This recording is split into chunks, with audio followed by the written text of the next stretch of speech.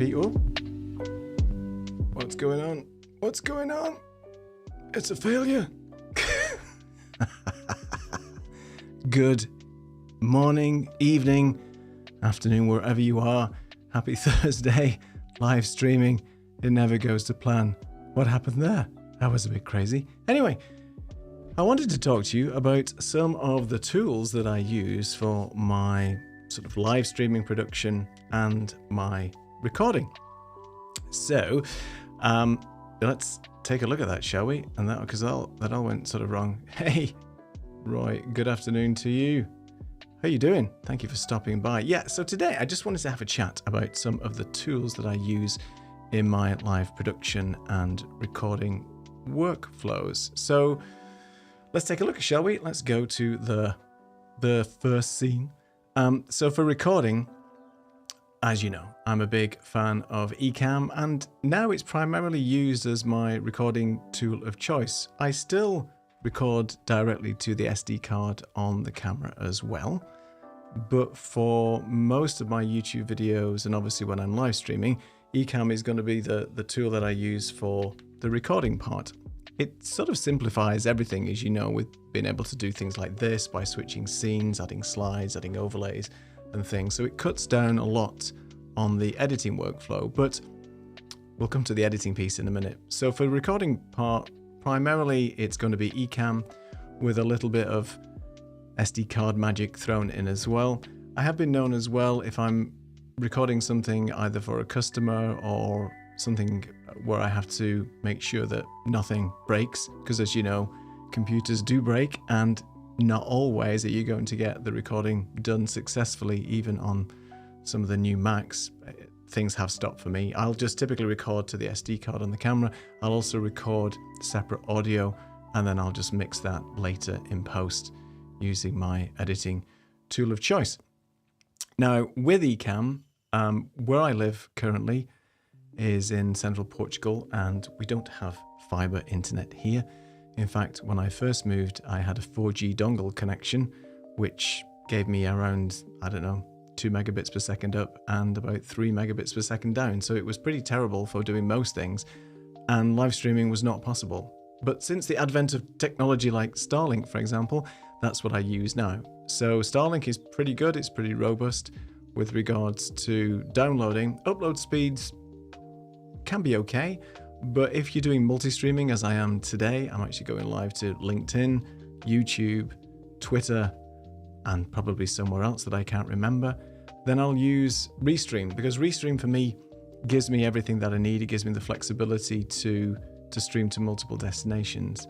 And the cool thing about Restream is LinkedIn, for example, does not accept anything above 1080p. So a full HD stream it will accept, but if you're trying to do 1440p or 4K, then LinkedIn basically just stops. I've had this happen to me before. I've tried to do a live stream to LinkedIn, and unfortunately it told me that I can't stream to this destination anymore. So Restream gives me the option to transcode, i.e. change the aspect ratio, the frame rate, and everything that I need in order to fit the constraints of that particular streaming destination. I did a video on this a few months ago around using Restream as a multi-streaming technology. So that's great. So unfortunately, Ecamm doesn't give me the ability at the moment to stream at different resolutions to these destinations. If that would be the case, then maybe I would potentially use Ecamm, but I think the maximum amount of streams I can do is 2 with my internet connection as it stands. So Restream is really my tool of choice. So from a live stream perspective, that's what I'll use to the various destinations. One of the tools I'm using right now is something called BeatSheet and Video Pencil. I don't know if anybody's actually used this before. I did do a video about it a while ago, but let's take a look at it. I'll show you what it is effectively. So BeatSheet is really just a series of cards that are either bullet points or text-based, where you can lay out your run of show. So it gives you a simplified workflow of things like bullets and reminders for when you're going through your show. You can basically click through each of these cards, as they're called, and each card can have bullet points that come on screen. It's not really fantastic in terms of formatting and things, but it will just give you basic text that comes on the screen. But what I use it for is that I've got all these little pointers here with text to remind me what I'm talking to you about based on the particular scene that I'm working in Ecamm. And the great thing with Beatsheet is that you can assign each card to a particular scene in Ecamm. So as you switch between each of the scenes in Beatsheet, it's going to change the scenes in Ecamm for you. So it's really great. But you might be asking, so, okay, I've got run of show, I could use a notepad. Well, what it actually comes with is a teleprompter display, and it's a transparent teleprompter view that you get with this. And let me show you how it works. If I just bring this over here, you might be able to see that this is a transparent teleprompter window, and it's reflecting the same text that I have in my card that's sitting behind Beatsheet. So I can add all these different cards and these different text on here. And then when I start Beatsheet, it's basically going to present the text for me in teleprompter view. It's not going to be scrolling. It's not going to be listening to what you're saying and changing the text, but it is super useful. So combine that now with the Elgato teleprompter, and you can basically now have that heads-up display sitting in the teleprompter. So let me show you the teleprompter display. I just thought I'd work on this. You might like this one, right? So here is my Elgato teleprompter, and what I've created here is a transparent overlay, which is the teleprompter itself. But I'm sharing the screen, which is the teleprompter, because the teleprompter is the screen itself. And I'm just going to drag this heads-up display now, look at that, into the teleprompter. So you can see as I'm going through the various things within Beatsheet, that it will come up here. So here's my heads-up display. So I'm sharing my teleprompter, and it just gives me a better visual representation, I think, of how that looks. Let's say hello to a couple of people who've joined us. Hello, thank you for joining so much. I'm just going through my recording workflow and things, and I'm actually showing you my little overlay that I created for the teleprompter, which is a good way if you want to demonstrate your teleprompter. Then I've just created this little overlay, and it's pretty cool. In fact, you can just bring up anything in the teleprompter overlay. Don't get distracted, Neil. Well, I'm going to show you anyway. Just give me a sec. So let's bring up Google, and let's bring up, where has it gone? Where's my Chrome window? It's disappeared. Uh-oh. Where's Google Chrome gone? Oh, there it is. Okay. Let's go into this. Let's bring the Google Chrome window here. Let's just go into YouTube.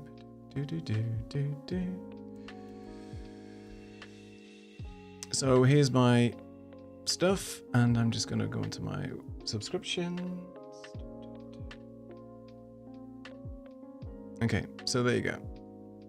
So I'm using the teleprompter as a screen, and you can see it scrolls. Isn't that amazing? So cool. Yes. So a good question. Hey Brian, thank you for joining. I do use it as a confidence monitor most of the time, particularly when I'm recording, going through these. But today I'm actually in a bit of a split workflow because I'm trying to show you the heads-up display in the prompter itself, and then I'm also showing you the Beatsheet as well. But yeah, I would normally use it as a confidence monitor. A question here from Equip Institute. Do I prefer using Beatsheets over Camera Hub? Well, they're two different workflows. So as I mentioned, if I just go back to the presentation. So for me, Beatsheet is a way of, let me just move that over there a second. So Beatsheet for me is a way of controlling each of the scenes within Ecamm with some notes and bullet points to remind me about what I'm talking about. So I could use a teleprompter. Hey, hi Florence. Thanks for clarifying what your name is there. Thank you. I never know what people are called, obviously, when they're using brand names and things. So hi Florence. So for me, there are two different purposes. So the Camera Hub has a teleprompter built into it, which is scrolling. You can use it. So if I'm reading a script, which I'm not doing right now, yeah, it's perfect. And I would not use Beatsheet for that because Beatsheet really isn't intended to be a scrolling teleprompter. It's mainly to give you bullet points and pointers and guides as I'm going through a particular workflow. So that's why in this particular case, BeatSheet is great because obviously I've got my bullets here to talk about my recording workflow. And then when I push the button down here, because I've got BeatSheet assigned to go to my next scene, it will change that for me. But I also wanted to sort of talk about something else that I use as well. So with my BeatSheet, I also use something called Video Pencil. And Video Pencil really is, I think, great and a game changer for doing live demonstrations. So it's from the same company. So Michael is part of the Ecamm family, and he runs Square.tv or Squares.tv, sorry. And he has a couple of products out there. BeatSheet is one, Video Pencil is another, and he's combined all of these now into something new called Ecamm Presenter. But Video Pencil is exactly what it says. You can actually draw on the screen. So it's a really good way of highlighting things, like I'm going to be talking right now about Video Pencil. And what it does is it gives me a live preview. We've talked about this before, but it does give me a live preview. If I just go to the main thing here, let's go to this one. It actually gives me a live preview on my iPad of what I'm seeing in my Ecamm presentation. So it's a live view. So that means that I can draw specifically, very accurately around my glasses, for example, there, anything that I want. So it's a really good way of sort of demonstrating things. And when you combine it with a scene like this, now I can talk about my recording workflow, where I use Ecamm, then into Restream, and then using obviously BeatSheet and so on. So you can really sort of go to town. It has different sort of colors, so you can draw whatever you want. I'm not a very good drawer. Unfortunately, my art wasn't my first subject at school. But the point is that you can actually use this to highlight and draw stuff, and it's pretty cheap. I'll put some links in the description of this video, but if you're doing tutorials and things like that, especially when you're talking around various things, you can see there's so many use cases. And it just comes into Ecamm as a camera overlay. So all I've got here in Ecamm is, I can't really show you, can I, in live demo mode? Boom, live demo mode. Okay, so in my overlays down here at the bottom, I've got this localhost Video Pencil. It runs on Wi-Fi, so it's running over NDI. So it's sending the NDI signal out to Ecamm, and Ecamm's sending its NDI signal out, and that's how we can get obviously this dual view here. So we're bringing in the Ecamm production into Video Pencil as an overlay in my iPad, and then obviously I can then see and use that as well. So yeah, Brian, it is a very, very good application for doing demonstrations, and I wholeheartedly endorse it anytime. Ecamm Presenter is a little bit different. I am going to do a video on that, I think, because Michael has done quite a few updates and things. And if you buy Ecamm Presenter, you get BeatSheet, Video Pencil, and Shoot, which is a camera NDI source for your iPhone. So anyway, so I just thought I'd share what I do from a recording perspective, but I'm very interested in what you guys use from a recording perspective. Do you, obviously we're all Ecamm fam here, but do you use Restream? Do you use the prompter and Stream Deck? Because those are my main sort of workflows when I'm actually, or tools should I say, when I'm actually using and recording YouTube videos. So tutorials, YouTube videos and things like that, that's what I use. But now for sort of post-production, hey, stay safe, Gretchen. Hope you're not even listening from the road, but hopefully you're listening safe. This is a great show for radio at the moment, where I'm demonstrating all these different things, but hopefully you might be able to see what's going on as well. But yeah, thank you so much for joining in. So Florence, you use the teleprompter and the Stream Deck. Yeah, so that's my sort of go-to for Elgato products. I mean, the prompter has been a game changer for me. I did have a very old prompter years ago, and I did use it with an iPad, and I found it okay, but it's not as seamless from an integration perspective. And coupled with the fact that obviously now it's a monitor as well, and you can share it and you can do whatever you want, it's a great workflow. So Brian says, I've been using Ecamm as a production and streaming app from the hardware side to combo with the Elgato prompter, Stream Deck, and foot pedal. Yes, I'm using the foot pedal as well. Elgato, we should get shares in Elgato. I'm convinced between us with, keeping them going with all the kit that we're buying from them. All right, so from a recording perspective, that's what I use. But now let's talk about sort of post-production things. Actually, Roy has a comment as well. So let me try my comments view. I haven't tried that for a while. Where is it? Where's my comments? Ecamm comments so low. Let's see if this works, because it doesn't always work. It does. Look at that. Much better.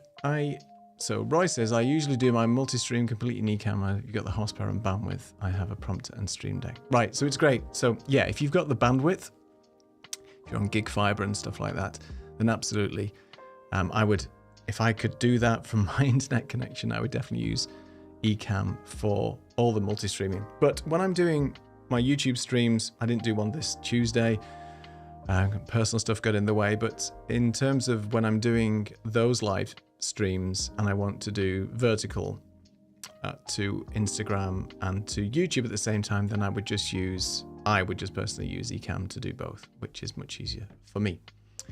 I'm glad the Ecamm comments works. These comment placeholders don't always work sometimes, but I don't think that looks too terrible. All right, so from a post-production perspective, these are the three things that I use, I guess, in anger. So Final Cut is obviously my choice for video editing. I've been using Final Cut now for forever, and I'm very familiar with it. I did try and look at DaVinci Resolve, and it is a bit of a learning curve using DaVinci. For me, DaVinci is fantastic. It's got a ton of great features in.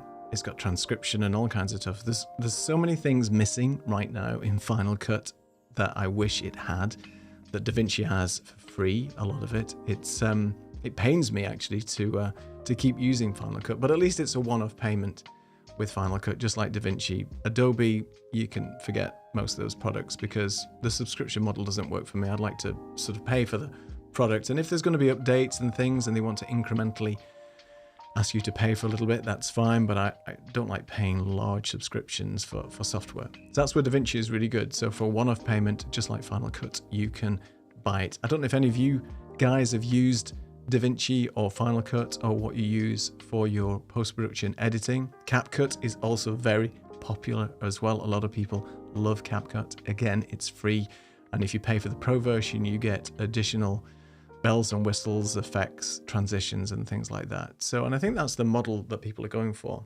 I just think Final Cut, if it had transcription and other bits and pieces, that would be the main one that I would use. Let's get some comments. There's some comments going here.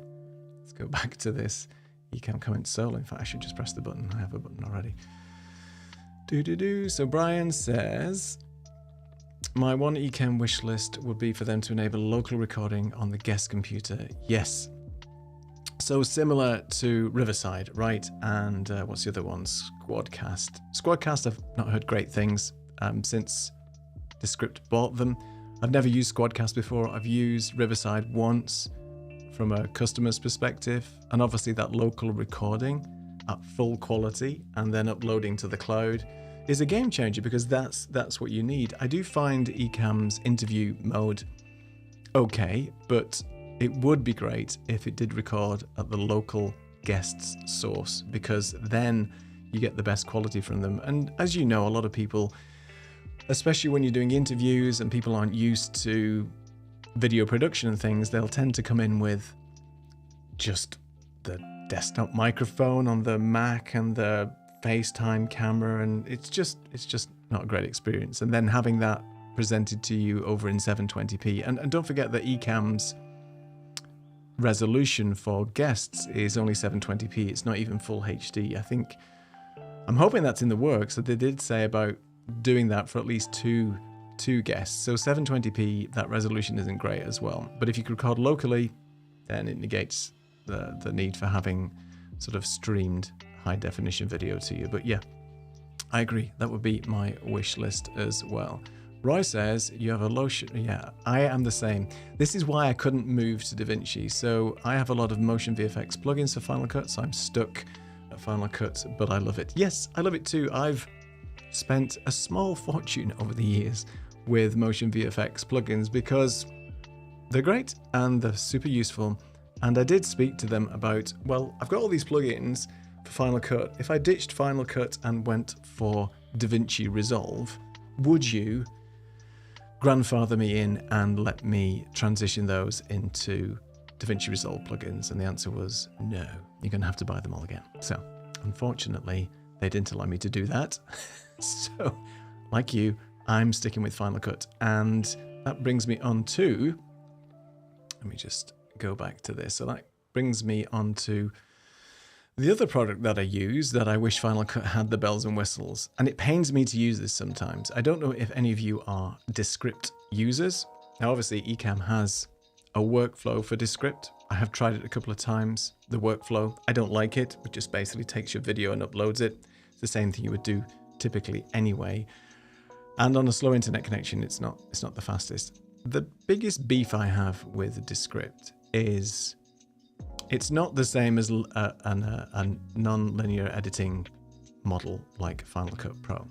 So there is a little bit of a learning curve associated with it, and they do profess that Descript is easy to use and so on. So I took the challenge the other day of just trying to edit a very basic video for a customer in Descript. And I did find it a bit of a challenge because one, you don't get the finessing of the transitions and those types of workflows as you do with Final Cut. So the final adjustments and those fine adjustments that you can do on a frame-by-frame basis just isn't there in Descript. It's quite clunky and it's very slow. The application for me is very slow. I get the sort of spinning beach ball of death sometimes within that, and it isn't very good, and I find it quite slow. It's great for the transcription, and I know that DaVinci has that built in, and so does Adobe. And if Final Cut had the transcription model built into it, I would never use Descript ever again. Now, Descript is okay, and if you don't have anything else, and for the transcription and for the editing via text is great, because I think that way of editing by looking at effectively a Word document once it's transcribed all your audio into text, cutting things out like that is super quick and it's super simple, and it's much more intuitive, I think, to edit like you do on a Word document than it is to do on a timeline. It does save you a lot of time, and I use Descript now for the Creative Amplifiers podcast, so I'll cut out some bits, put on the studio effects, and just tidy it up a little bit. And that's as far as it goes. So primarily my workflow in Descript is transcription and for doing sort of podcast type workflows as well. But yeah, interested to see if any of you use Descript. Let's just go back to the, why can I never find this solo comments? I do have a button. Keep pressing the button, Neil. Right, so Brian says, funnily enough, I loved using ScreenFlow. Yes, I remember ScreenFlow. It became very bloated very quickly and then failed to work. I can ingest multiple cameras, an iPad and iPhone desktop, and then edit it with relatively respectable editor. But I do miss Final Cut Pro too. Yes, I do indeed. Hey, Marcus. We have a DaVinci user in the house. Marcus switched to DaVinci. So you switched from Final Cut Pro to DaVinci, Marcus? Just out of interest? How are you finding the transition? Maybe you need to do some videos to teach people who've used Final Cut and how to get familiar with DaVinci and so on. I know the color grading, color correction, and I love the sound mixer in DaVinci. Gah, but I'm like Roy, what do I do? What do I do? We just lose so much money with these Motion VFX plugins. Have you been able to, did you have Motion VFX plugins then, Marcus? Did you switch? Because I can't bring myself to do it. I can't do it yet. I'll have to wait and see. I'll be interested to find out, though. I might try DaVinci again. I might try it again. Anybody then use Descript? Because, as I was saying, so it's a bit clunky, Descript, and I think it's been getting slower. And I joined the Descript Discord channel, and I also joined the Facebook group. And what was interesting to me was that a lot of people had the same complaints. It's slow, it's clunky, And I was reading about people trying to do multicam editing in Descript, and that is a whole world of pain because you have to put it into a sequence and all kinds of stuff. Yeah, so it's not fantastic, but yeah, Descript. It's okay. So Marcus basically says that he has, I'll get used to using this button, no plugins at all. So you don't have any plugins. Okay, that's fine. If you don't have any plugins, then it's an easy transition, right? Because we've all paid for Final Cut and we keep getting these incremental updates for free. So that's pretty good. So what else do I use and what do you guys use? So for post-production, finally, for repurposing content, and I've tried a few different ones like is it Video.io and a few others. I even tried Descript because Descript has got something in it now from an AI perspective called Find Good Clips. But I use Opus Clip for repurposing most of my content, as does the rest of the internet by the look of things. Because every time you look on YouTube now and you see shorts and reels and Instagram and TikTok, you'll see that familiar looking captions and overlays that comes with Opus Clip. But they've just released version 3 of their software and it's pretty good. I use it for client work as well. Clients want me to repurpose some of their content, so I'll throw it in Opus Clip. And basically, if you don't know, Opus Clip is an AI-driven tool which is web-based, and you can simply plug in a URL from a YouTube video, somebody else's YouTube video, it doesn't matter, anybody's YouTube video effectively, and then you'll just tell it what the length of the clip is, any particular keywords you want to tease out of the AI as it's reading and trying to understand what the clip is about, and then it's going to give you virability scores, it's going to give you a synopsis of what the video is about, it's going to transcribe that part of the video as well, so it's going to give you 30 second, 60 second, and now I think it'll do up to, don't correct me if I'm wrong here, maybe 5 minute, 10 minute clips, something like that. So it's getting more advanced in terms of what it can do. The AI algorithm is getting a little bit easier, I think, and it's getting a bit more fluid in the respect that it's getting things a bit more right when it comes to producing these little clips and videos. So I use it quite a bit. I'll go in and edit as well and play around with it if it doesn't give me everything that I want, but 99% of the time it's good enough for my videos anyway. Obviously, if it's a client video, I'll go in there, maybe change some captions around, correct some words that it gets wrong and change some icons. It does have this unique ability to put some strange looking icons and emoticons in the middle of the text for whatever it thinks that you're saying. So that's quite fun to watch that. But yeah, I use that quite a bit. It's paying for itself, I guess, in terms of client work and bits and pieces for repurposing. But it's really good. But Descript had something similar than Opus Clips called Find Good Clips. So within Descript's AI tool, that also had some form of AI. And I did try it. I did do a video on it, and it's okay, but it's not as, what's the word I'm looking for? It doesn't do its job as well as Opus Clip. So I'm sticking with Opus for now. As I said, Restream is, I think, Descript is sort of playing catch up, I think, with a lot of these different software tools. And I think if Descript had good AI in it and the editing was easier and it worked efficiently and didn't break all the time as it's doing for me, then I think I'd use it a bit more. But right now, no, it's not going to replace Opus and it's not going to replace Final Cut. It just has a specific place in my heart for doing podcasts and things like that. All right, let's get some more comments on here. So you're a bit disappointed. That's interesting. So when you say consistent results, are you talking about the types of things you're asking it to look for within your script itself, within the video, or are you just saying that it's sort of whatever it spits out is a bit hit and miss?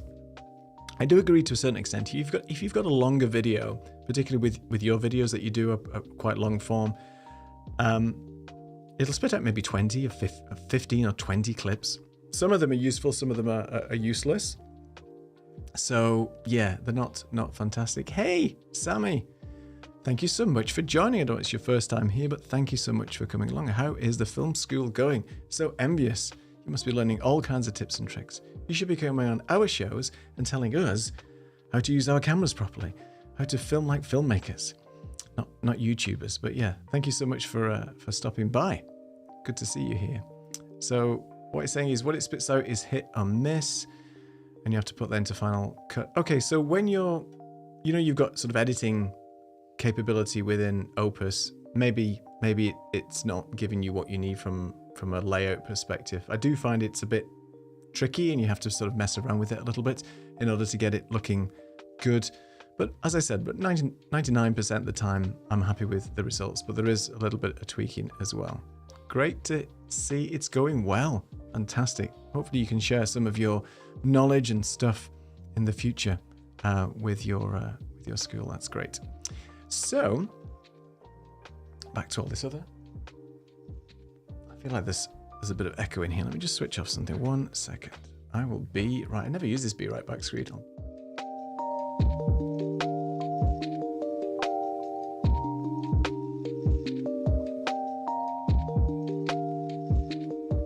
Sorry about that. I had my speakers playing in the background, and that is never good. So the echo cancellation will be playing up a little bit there. So yeah, I just wanted to share briefly what I'm doing or what I use for my various workflows. I don't think I've missed anything out. Obviously there's notes and played around with Notion and other things, but from a recording, editing, and then repurposing content, those really are the main tools that I use. And yeah, what I was thinking is, what else was I going to say? My post-production stuff. Yeah, that's it. I was going to mention that I have used others like Opus Clip before, but yeah, I've tried a couple of different ones, but they're not the best. So yeah, let's see. So any other thoughts around stuff that you guys use? Obviously, everybody's using Ecamm by the sound of it for recording and stuff like that. What about sort of multicam editing and things like that? Do you have any workflows that you are bringing in multiple camera sources and then switching them? As you can see here, I've just got an auto cam set up within Ecamm. So I've got 3 cameras at the moment. The main camera here, the ZV-1 here, and an old Panasonic camera over my shoulder. And I'm just getting it to switch cameras at random times if it's working. And it is working. So there's the ZV-1. So I'm just wondering if you do any of the of those workflows. So Sammy says that you haven't actually tried Opus Clip. Okay, well, that's interesting. I mean, it has a unique workflow where it's just going to be used to repurpose your long form content into vertical snippets, so you can repurpose it to Instagram and other places like that. But yeah, try it out. I mean, you can get a free trial, you can get 3 minutes. It's all minutes based, so the more minutes you consume, the more you pay. But I think there is a good free trial for that as well. All right, it was going to be short and sweet today. It's a busy day for me. I'll be joining Marcus later on his stream, which is really fun. I'm looking forward to that, Marcus. So thank you so much for asking me to join you. And then tomorrow, I'm going to be, I'm going to be Doc Rock again. I'm going to be doing the Ecamm Live demo tomorrow because Doc isn't available. So I'm stepping in tomorrow at 7 o'clock Eastern. Let's have a look at some other comments. So Brian says, I'm currently using multicam, Camlink 4K, but we discussed via DM that you might be looking at the Blackmagic quad. Yes, I mean, I have had no problems with it. I'm using it right now, and it's pretty solid. Sammy says 90% of the content, if it's shorts, I create in shorts and don't have to convert it. All right, so you're just creating the shorts as is, right?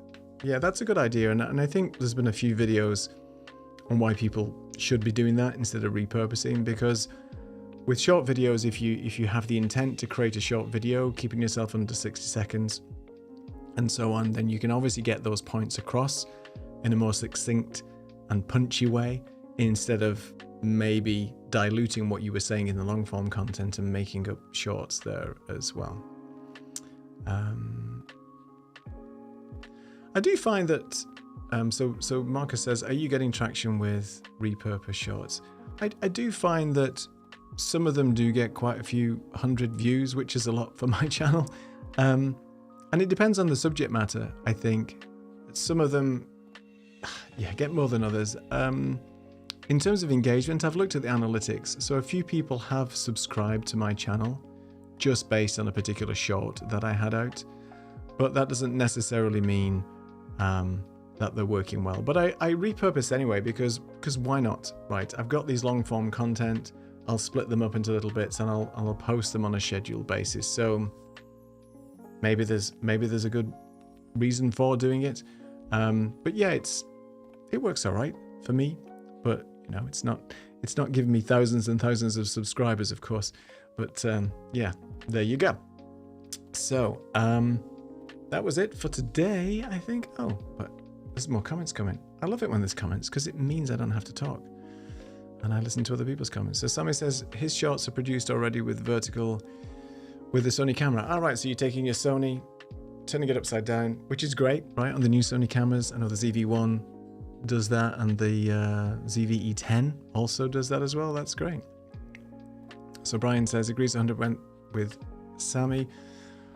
Also, anecdotally, I heard from horror stories from long-form creators who saw their long-form video performance plummet after adding a lot of short-form. Now, that's an interesting point because I heard this about live streaming as well. So if you've got a channel that's primarily pre-recorded long-form content, does it hurt your channel when you start to go live? Now, I haven't looked too deep into this. I've heard some stories as well that might be the case, and that's not great. But I mean, I haven't seen anything from my perspective. My channel isn't huge anyway, so I haven't seen a downtrend. If anything, through live streaming and through publishing more regular long-form content, I've obviously seen an uptick in subscribers, which is great, and more views and all that kinds of things. So yeah, that's an interesting one.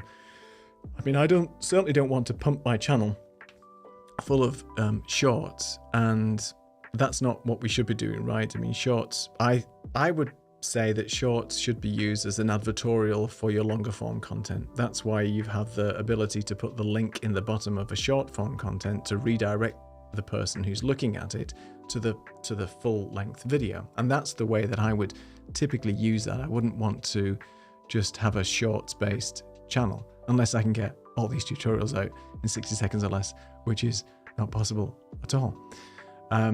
So Sammy says, I'm also using Premiere Pro, so you have the most control. Right, so yeah, I mean, Premiere, if you like it and you know how to use it, great. I just don't want to pay the subscription fee for it, but I know Premiere's had lots of fantastic updates recently as well, so that's great. So Marcus, I'm intrigued. You have your YouTube channel mostly figured out. Are you going to share your secrets? Is that something you're going to talk about later? Might be a video that you want to do for us.